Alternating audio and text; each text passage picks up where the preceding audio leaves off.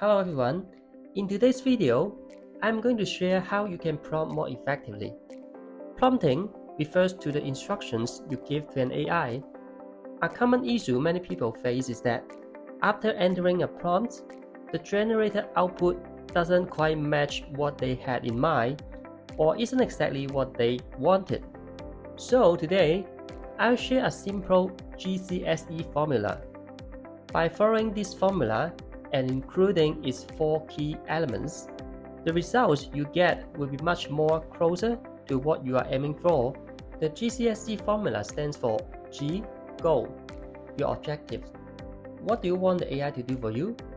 Are your instructions specific enough? C, context, the background. Have you provided enough background information?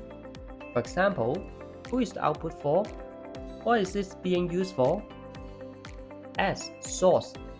What information should the AI reference to generate the output? Is this from the web, internal company files, or cloud documents? E, expectation. In what format do you want the output?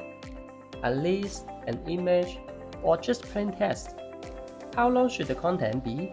To demonstrate, let me give you an example. Imagine I've been on leave for a week. When I'm back to office, I want Copilot to check what I need to follow up for the coming week. I can use these 4 elements to craft my prompt saying, summarize my emails, Teams messages, and channel messages from last week. List action item in a dedicated column. If possible, suggest follow-up actions. The table should look like this.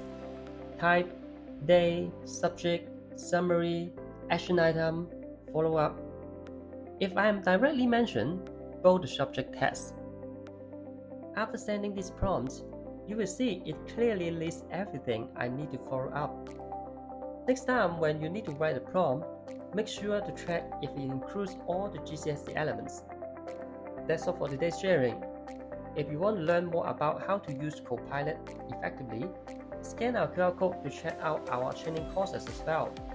See you next time.